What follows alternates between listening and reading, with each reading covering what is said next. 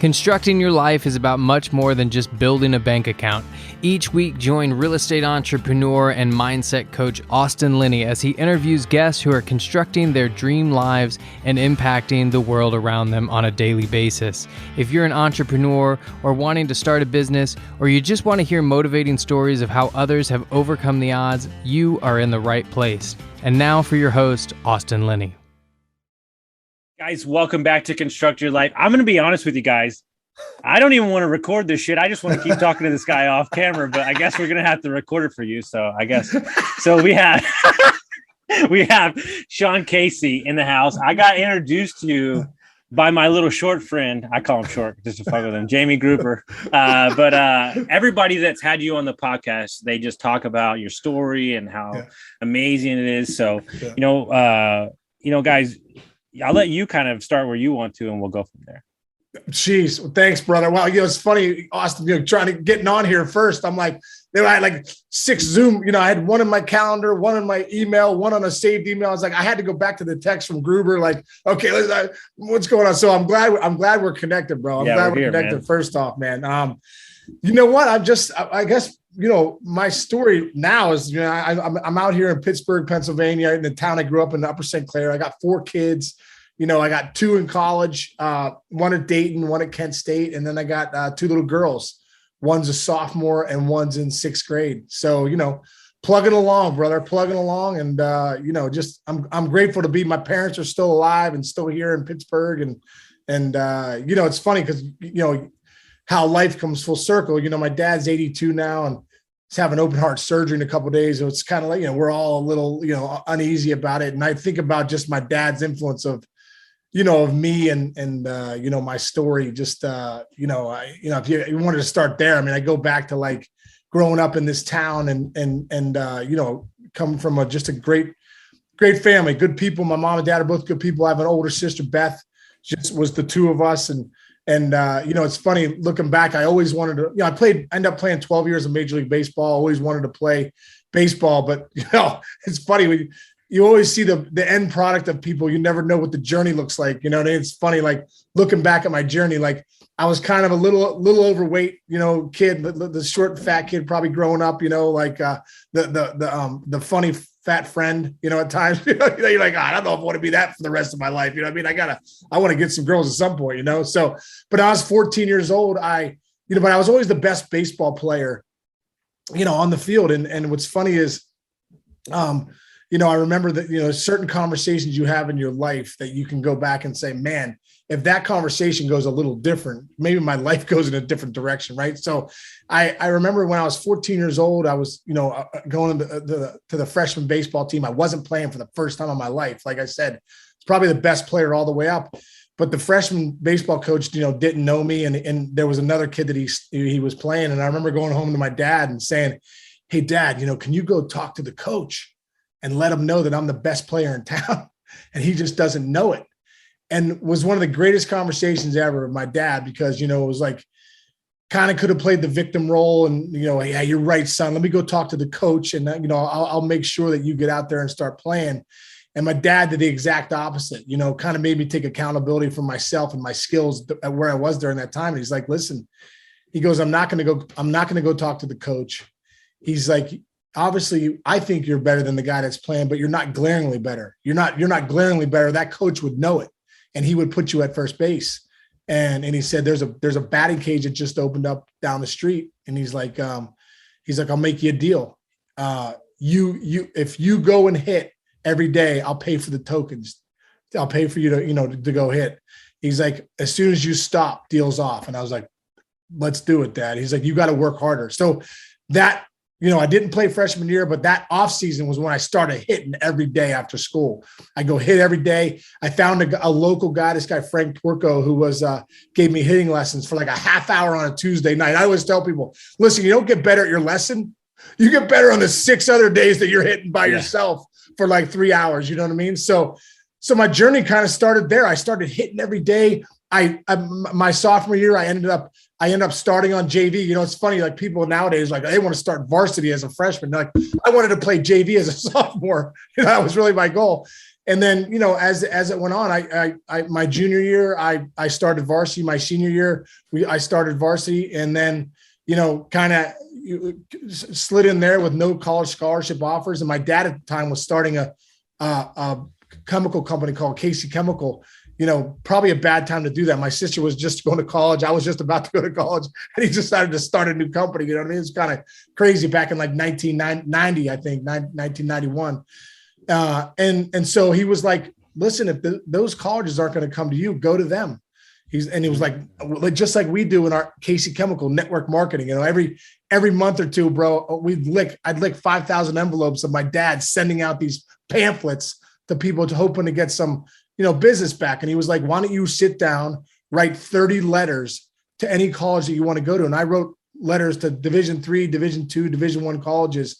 And it's crazy that the last thing is like, hey, send one to University of Richmond. They have a pamphlet. They sent you a pamphlet last year. And I said, all right, I'll do that. So I wrote one to Richmond, sent it off. And my dad's message the whole time in high school was preparation meeting opportunity. Lux, preparation meeting opportunity. At some point, if you put the work in, an opportunity is going to show up.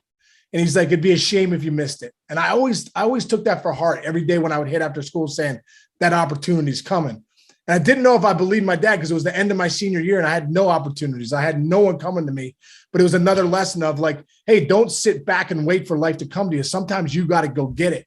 And so when I sent out those letters, all that stuff, 4 games to go in my high school career, bro, we're facing this team Montour here in Pittsburgh. First at bat, double in the gap, bases loaded, boom, couple runs score. Left center, right center, left center. I ended up going 4 for 4, 4 doubles, 8 RBIs.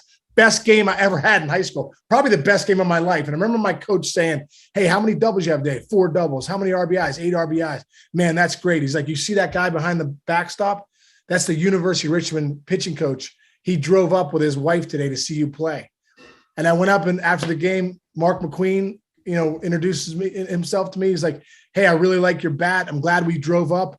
I'll give you a call tomorrow and see if we can give you anything. They offered me $1,000 scholarship at the time. I think it was $30,000 to go to Richmond. My dad was making $33,000, I think, as a chemical salesman, a little bit of a grind. But that's how I ended up getting to University of Richmond, bro. And I ended up starting my freshman year, and 3 years later, I won the NCAA batting title, and I was drafted in the second round by the Cleveland Indians, and my career started. But it wasn't, the start of everything. There was a lot of bumps in the road.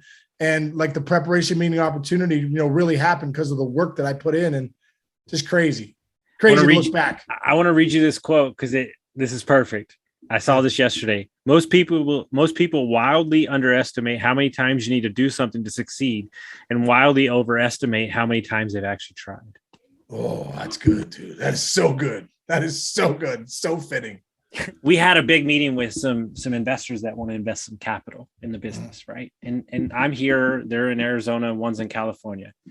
And I said, hey, we're going to fly to come meet you in person, and we're going to break bread and have dinner. And they're like, wow. Like, and I listened to your story, and it's like, how many times in your life are you not willing when you don't have, and I equate your story to just in general weight loss, right? Which is the easiest thing to analogy. Right. You're working out, you're looking at the mirror, you don't see any difference. How do you keep going? Yeah. And like, you're just like, you know what, if I keep showing up, if I keep showing up for myself, I think is the most important thing. There's no telling who's watching. I love that. I think that's an analogy for life. A big part of the baseball world. And I obviously look at my life now at 47. I retired in 2008, so I've been out of the game for a while. But process, not results. How many times? Like I always look at the process of an at bat.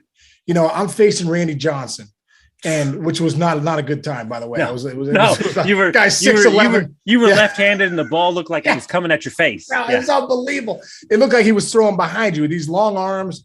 It was a scary thing. But I started to realize when I first got to the big leagues, I think you have that mentality of, oh man, I'm here, and now it's not the minor leagues, it's the big leagues. When you look out and you go, that's Randy Johnson, and boy. And what I realized when you have that mentality, there's an 0 for 4, 2 strikeouts. Then I faced a guy like Greg Maddux. I'm like, oh, that's Greg Maddux. Then, the guy sliced and diced me a couple sinkers, 0 for 4. And I started to realize to myself, hey, if I stay with this mindset of that, I care about who that is, and I'm more worried about him than me, I'm in big time trouble. Like, I got to get into my process and what I need to do. I've hit a baseball my whole life. I've worked my butt off since I was 14 years old. So I started to look at Randy Johnson and Greg Maddux as pitching machines. I played a game with myself. I said, I got to focus on my process, because the results aren't going to show up in life or in the game until I focus on my process. My process of baseball was, okay, I'm going to take a deep breath. You know, how fitting is this? How it mirrors life, right? In baseball, when you got a one-on-one, wrestling match, that's what I call it. You know, I got Randy Johnson on the mound. It's the anxiety's created for me. You know, I don't need to create it in my own mind in life. It's already created for me. So that breath saves me, right? That breath is everything. If I don't breathe, I can't play the game, right? So I would take a deep breath, settle in, boom, feel myself relax, turn on my vision. I would tell myself, okay, hunt the fastball, look middle away, hunt the fastball, react in, right? And then after that first pitch, I do the same thing, bro. Step out, deep breath, get back in, see the ball, be easy, hunt the fastball, look middle away, react in. And I would just do that. And then pretty soon, wow, when I can focus on the task at hand, results showed up because my process was so good, right? And I think that's a big part of you know, what you were talking about, is that, like, hey, you know, I think in life, you got to be able to go one moment at a time. Because if not, we can let our minds go to a place sometimes that, you know, is like the maze that we just can't get out of. Well, I think you really blew my mind there with, I don't need to create extra anxiety. The anxiety's already created there. Yeah. You know, and I read a book the other day from this amazing author. I read like 10 of his books. They're just short books. And he's a coach for years. And he said that the way that it's trending for entrepreneurs these days is that their scheduling is mirroring more of an athlete these days. Right. And it's the work that you don't see, right? The time, the creative time, the working out, what I call grinding in the shadows. I like that. When you see me speak on stage, or you see me speak at an event, which I'm doing tomorrow, right? You don't see the other years of alcohol addiction that made me who I am. You don't see the tears, the parents' divorce, the divorce. Right. But that all culminates for me showing up as the best version of myself in that moment. And here's the rub. And this is what people don't get. If you're going to write your goals down, like you're writing your goals down today, your goals are only a view of your past self. Right. Oh, I like that. So if you show up as the highest and best form of who you are, then you have no idea what might be created in that moment. I love that. And so you're sitting there and you're saying, I'm going to breathe. I'm going to look at my process, and I might hit a home run or I might strike out, but that doesn't matter. It's all relative. Right. And then I think that it's more of a case of like, you know, I got a great question. But the year that you retired, right? You're going to retire. What's the advice that you would have gave to your first year self? Quit stressing out so much. Yeah. I should tell myself that every day. Yeah. You know, I think what I would have told myself was, man, like, stop to smell the roses, like really enjoy, you know, I think gratitude is such a big part of my life now. And when I look back at my career, like, I think I was very grateful for it, but I also think there was times it was just at times I didn't appreciate really, you know, being where I was. And, you know, I think I would look back and say, hey man, don't miss it. I told Justin Verlander this. Justin Verlander, I was with him in 2006 when he was a rookie and I was in my 9th year in the big leagues. Kind of, you know, I played 2 more years and then I was done. And it was my 9th year in the big leagues and I never made the postseason before. And I pulled Verlander aside. I said, hey man, take it all in. This doesn't just happen. I've been in the league 9 years. It's tough to get to the postseason. Like, we're in the World Series. This may never happen for you again, right? And when he was in the 2017 World Series with the Astros, he quoted me on an interview. Somebody said, oh, Justin Verlander just brought back something that you said to him in 2006. And he said that same quote. Like, remember Sean Casey telling me back in 2006, like, take it in. And they were asking him, what did you think of this? He's like, I know this doesn't just happen. I know this isn't just easy. Like, you have to actually appreciate these times, appreciate these moments. Cause you know, it goes by quickly. I mean, at the end of the day, all we have in our life really is that time. And when you're in moments like that, man, sit down to smell the roses. No, and Jesse Itzler, who owns the Atlanta Hawks, created NetJets, he said that, like, hey, you know, how old are your kids? Well, my kids are, you know, 10. Well, great. You have so much time with them. No, you have 8 more summers. Yeah. And 8 more summers. And it's like, dude, when you start looking at stuff like that, we think that we see each other all the time and it's this thing. And so it's like, I think that we play this game where it's like, well, I'm going to get here and then I'm going to live my life there, or I'm going to do that. And I keep thinking to myself, like, why don't you just do it right now? Yeah. We think we have the time. Yeah. Or you could just do it right now. Exactly. Or just take, and that's the whole thing about action. What am I going to do? Just keep thinking about everything? Oh man, that sounds like a good idea. In a couple of years, I'm going to do that. Well, why don't you just take action now and see what happens? Right. No, I tell everybody, I came up with this. Everything that you're seeking is on the opposite side of action. Oh, I love that. Right. And so the question is like, if you would have waited around for your coach to recognize you, then you wouldn't have made the major leagues. Right. You had to create the opportunity through action to have him see you. And here's I'll land on that, because I think that most people think that people see everything, right, but other people are in their own world. So you have to create your kind of own luck with what you mentioned, your preparation.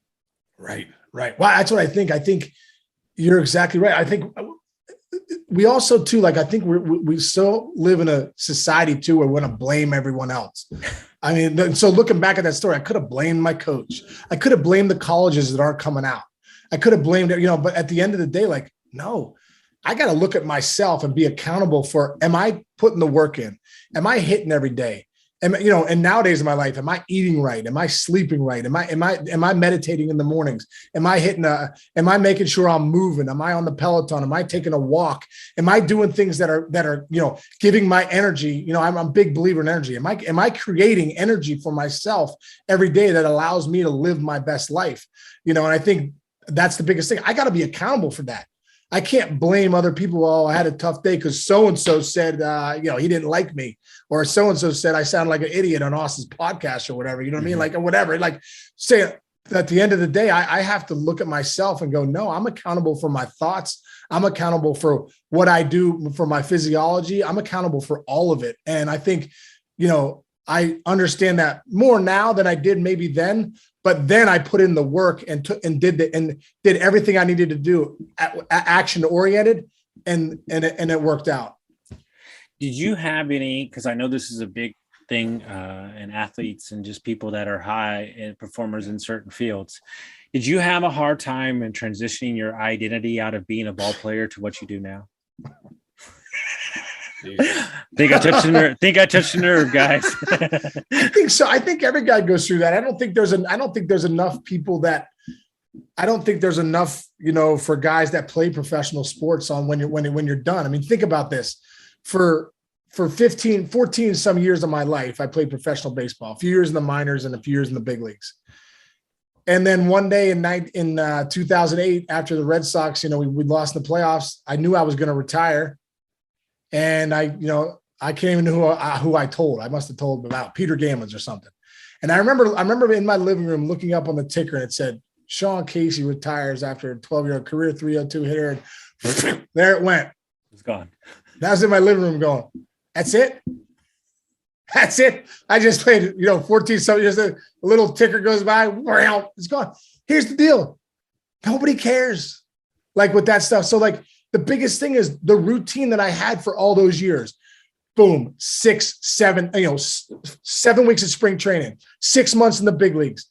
6 months, in whatever city you're in, 4.5 months in another, you're moving 3 times a year, right? You got a routine every day when you come to the park. You hit off the tee, you go get something to eat, you come back, you do your meditation, you do your prayer work, blah, blah, blah. Bam, you go out, you run your sprints 15 minutes before the game starts, you're ready to go. You get your 4 bats. You do 3 games there. Then you go to LA and play 3, and you go to Colorado. You do that for 14 years. And then one day you're in your living room and you look up and it says Sean Casey retires, and you're like, now what? Like now what? And there's been a lot of soul searching, I think, over the last so many years to be like, what's my identity now? I mean, I worked at MLB Network, so I still kind of stayed in the game, but you work 50 days a year. So it's sporadic, right? So mostly you're home and, you're really just trying to, almost create a realize that baseball is not your identity. At the end of the day, like, I'm a human being that has a lot to offer life. Like, I'm a spiritual guy. I really believe that God's got, the fact that I look at it this way now, the fact that we're human beings, that we have a 1 in 400 trillion chance of even being here. Like, there's something special about being a human right now. And I look at it that way now, to be like, man, there's so much to offer now in life. And that's more of my identity than just, being able to hit a baseball or driving some runs or make some money. Well, then who are you today as you sit right now? Yeah. You know what, man, I think that's a great question. And I'm a very grateful soul. I'm so grateful for the life that I have. I have 4 wonderful kids. I feel like I'm a great father. I'm a great partner. I got divorced a few years ago. So, my marriage, went where it went. And I'm dating someone now, and I feel like I got another shot at that. So I feel like I'm showing up there. I'm a good friend. I just feel like I want to, you want to give back to life. I want to impact people, whoever I see, or, and that's why I think the process of, like, every day, it doesn't have to be so glamorous as maybe a speaking engagement, which, I do every once in a while. It's an everyday thing. I mean, I got to get my daughters ready for school this morning. I got to, make them lunch and make them a good lunch and make them stuff that they'll like. Like, I look at every encounter I have with anyone throughout the day as a chance to give back and a chance to serve. So Mike DeSanti, a good buddy of mine down in Miami, he coaches men. Yeah, dude, he's my coach. There you go. DeSanti coaches me. Yeah. He said he said something that changed my life, and second circle of impact. And everybody asked me, what's my why? What's how do you drive so hard? And I go, I just want to impact everybody in every way. That's my thing. But everybody asked me, what's the ultimate goal for me? And I said, I want to be 75 years old. I want to be walking from my house in Tuscany, Italy, down the cobblestone streets, and I want somebody to yell out, "Holy shit, that's fucking Austin Linney!" And I want him to run up to me and go, "I don't know who the fuck you are." And he goes, "No, you don't. But you coach so-and-so, and he changed my life." Wow. And we're so concerned about what the impact is, that it's internally, right? Like, what's it in our bank account? Right. What's it in our life? But when you can wake up and your impact is to impact others, meaning your kids or people that you're going to come in contact with, then you create a mechanism of goodwill that, to be honest with you, doesn't have a weight or any currency to it. And it just continues to build up, right? And so, when you stepped away from the game, and are you still with the MLB network? Yeah, still work with MLB network. Okay. Yeah, I've been so at 14 years. What takes up most of your time? What are you, dad, or probably being a dad takes up most of my time. I started a charity called Miracle League of the South Hills. We serve 350 special needs kids. We built this rubberized surface for our kids, so wheelchairs could go on, and we play baseball. But we also built a huge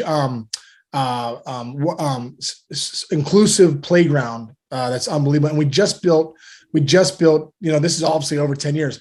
We just built a concession stand that we use as a training facility for our kids, that they work at our concession stand. And then we're going to partner with other companies in the Pittsburgh area to hire our kids. So it's like that stuff, Austin, for me, bro, like that has been such that's it right there, man. I mean, just like, I just feel like if I'm ever having a bad day I always tell people, if you're having a bad day or you need a little joy in your life, come to the Miracle League for 30 minutes. It's a perspective bomb. Like, it's a perspective. Like, it's just these kids are so joyful. One of the biggest issues I have with America right now is that the people from 20 to 40 have forgot that the people that teach us the most lesson are 70 to 90 and 10 to 1. Yeah. Wow.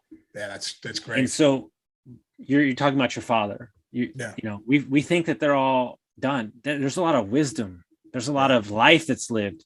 And then I was in a really shitty mood a couple months ago, and we had to leave California because of the fires. And I went up and visited my friend up in Idaho, and her 8-year-old daughter taught me more about life without any words than I've ever met in my entire life. Everybody that go by, she was waving at, hey, I hope you have a good day. And I'm thinking to myself, like, what the fuck do I have to be angry about? Like, shit, you know? And so I think that we are so focused on where we're headed that we're missing those little lessons in life. And they can come in the smallest of packages or the littlest of moments. You know, they say that temporary people leave permanent lessons. Yeah. Well, I like that. You know, I like that. And so,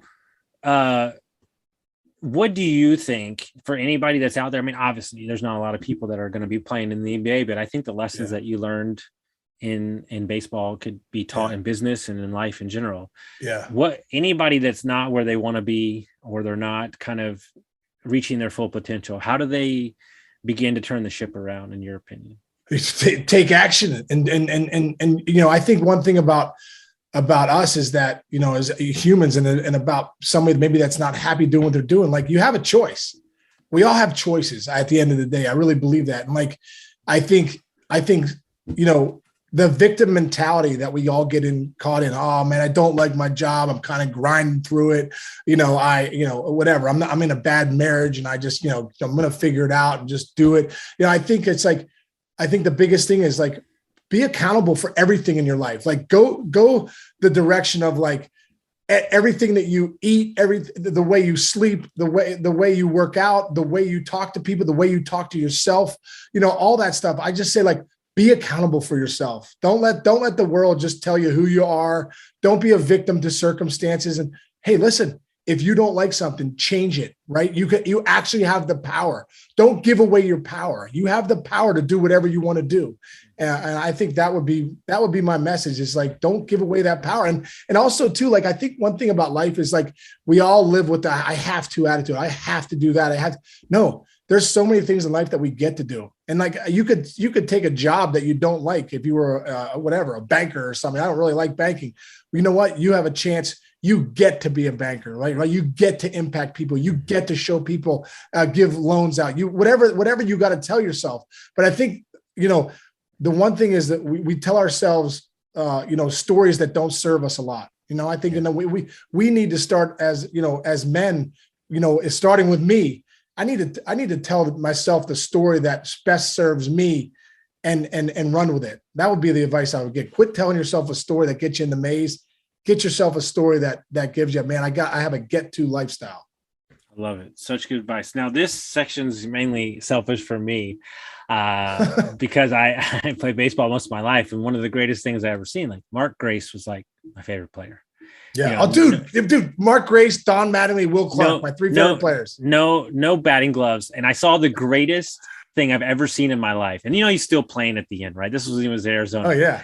And they panned in the locker room. I remember this like it was yesterday. They panned in the locker room, and all these young guys were drinking protein shakes after the thing. And Mark Grace had a cigar in his mouth and a fucking beer. And he goes, "You young pussies." He was like, "This is how you play baseball." Like, right.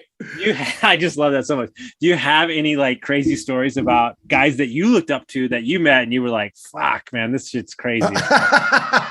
Well, I mean, there's that's a lot of guys in Major League Baseball. You know, the big thing with baseball, especially when I was coming up, was like, you know, hey, having a couple beers with the guys after the game. You're talking about. I don't know if they're doing that as much now, because I think they realize how bad alcohol is for you, and that, like, you can't really recover the next day, and a pulled hamstring puts you on a DL for 15 days, and that's a lot of money you'll be losing. So I think that it's a little different mentality. But I mean, geez, there's a lot of different guys that I hung out with throughout the years that were,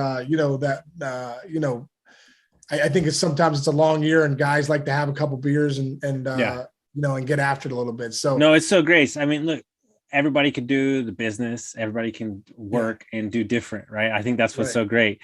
So before we get you out of here, I want to talk about the first day that you got called up, the first game. You remember it? Oh my God, do I remember it? Yeah, we were in Iowa.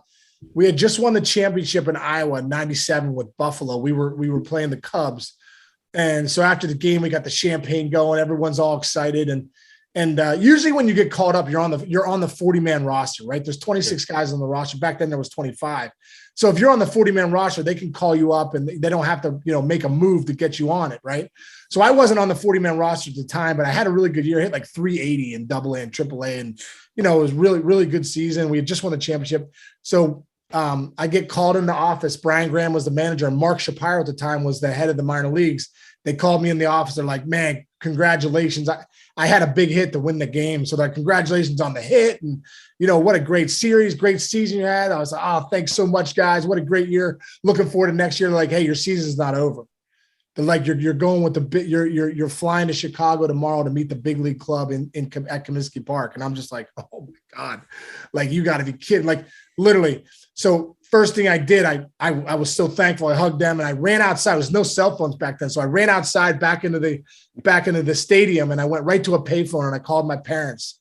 And I was like, "Hey, Mom, Dad, they couldn't see the game. It was like, I just homered to win the championship, and I just got called up to the big leagues." And I could tell, like, my dad and mom were just beside themselves. It was like the dream come true. Like those tokens, what was that, 10 years earlier, we're finally paying off. I was literally getting called up to the big leagues. And so my mom and dad were like, "We'll meet you in Chicago."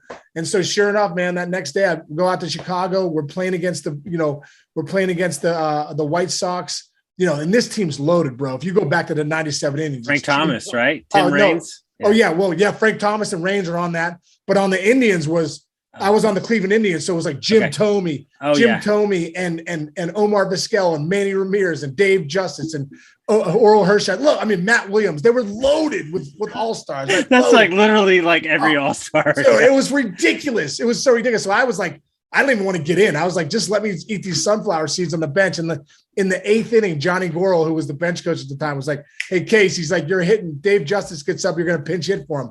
Well, I'm like, shit in my pants. Did you got to pitch hit for Dave Justice? Dude, yeah, I can pitch hit for Dave Justice. You kidding me? I'm like, oh my God, it's unbelievable. So sure enough, bro, our equipment hadn't come from Buffalo, so I had no equipment. So and in the big leagues, in the minor leagues, you got the double ear flap, right? In the big leagues, the big thing about as a player, you get the one ear flap, so you're like fired up. But I had no ear flap. They had no helmet for me. So I remember going through the helmets, and I pull out a 7 1/4 lefty helmet. It's Tony Fernandez, who I don't even know. And I'm like, "Tony, hey, I mean, I'm Sean Casey. Is there any chance I could wear your helmet? It's the only one that fits me." He's like, "Go ahead, my friend, no problem." So Tony hit Fernandez's helmet. I pull out Manny Ramirez's bat. It was a T141 Louisville. That was my model I used, and I was the only one I could find. And I was like, I didn't care at that point because I'm like, I got to go out there with the stuff that I use because I can't go out there with something else. First big league at bat. So Manny Ramirez is like, "No, my friend, take it, take my bat." So I used Manny Ramirez's bat, Jeff Manto's batting gloves, and Tony Fernandez's helmet. I went out there. My dad was in the stands, and forever, bro, we would give like I call it the Jim Casey high five. My dad would, since I was 10, I'd go out to on deck, and my dad would always go like this, and I'd always go like this, right?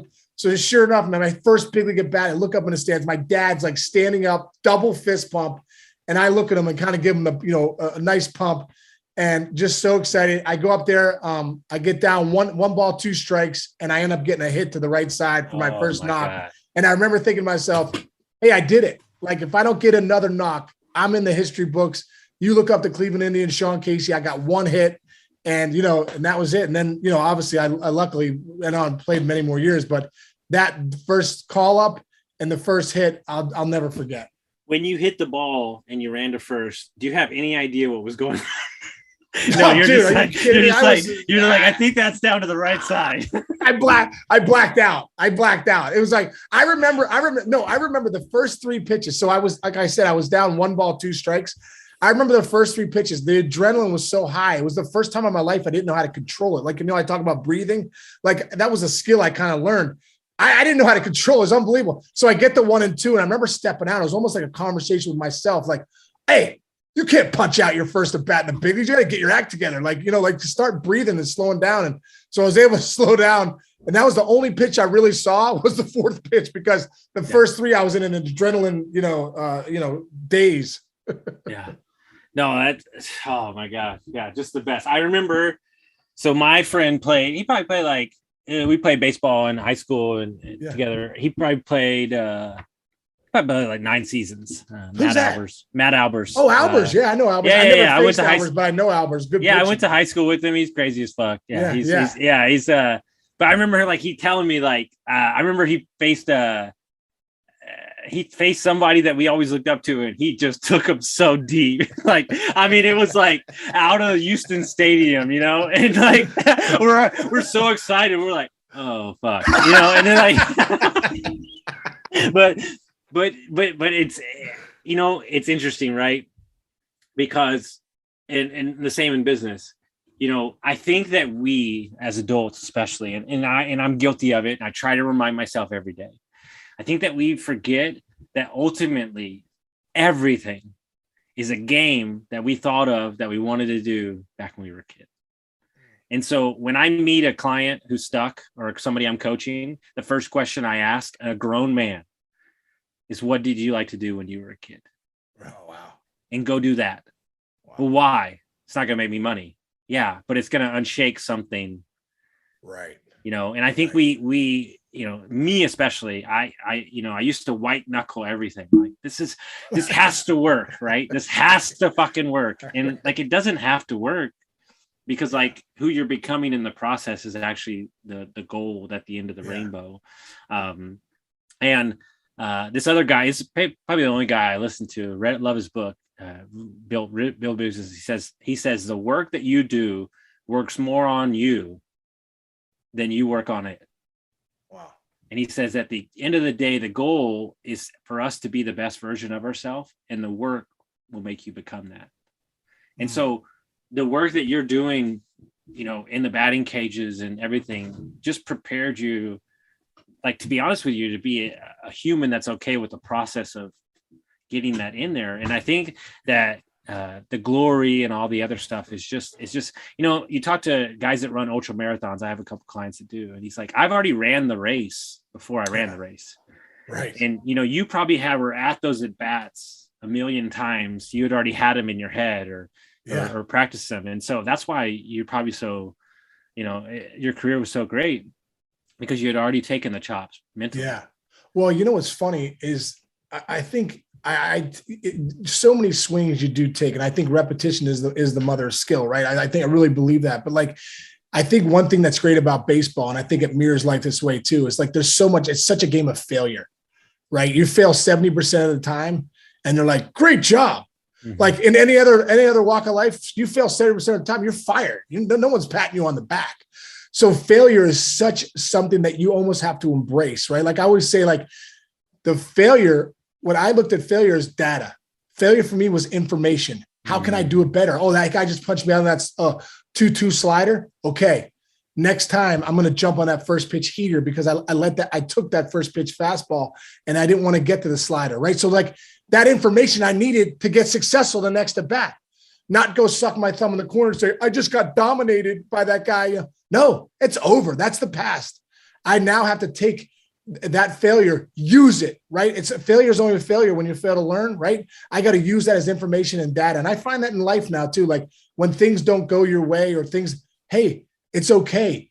You know, what do they say? Like, you know, talk about the guy that's in the middle and he says, okay, he's supposed to go 1,000 miles that way in the right direction.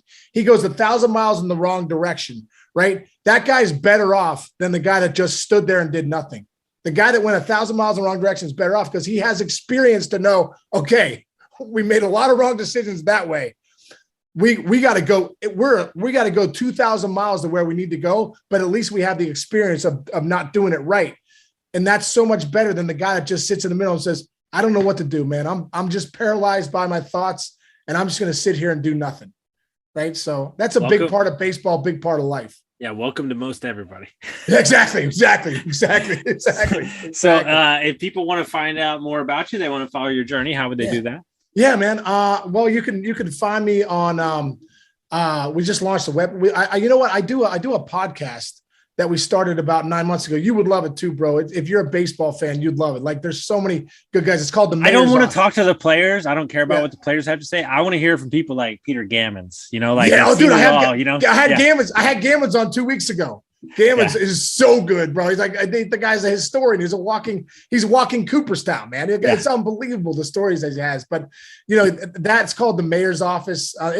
Really enjoyed doing it. I've been doing it for probably almost a year now, and it's been a lot of fun. A lot of great guys I played with, but guys like Peter Gammons, and we've had a lot of different guys. So you can find me at the mayor's office, on YouTube or Spotify, Apple, wherever you find your podcast. And I'm also at the mayor's office on Twitter, at the mayor's office MLB on Instagram, and then I also have a website called at the mayor's office 21.com. I love it, guys. If you got some value from this episode, send it to your friends, share it with somebody, and we'll see you next time.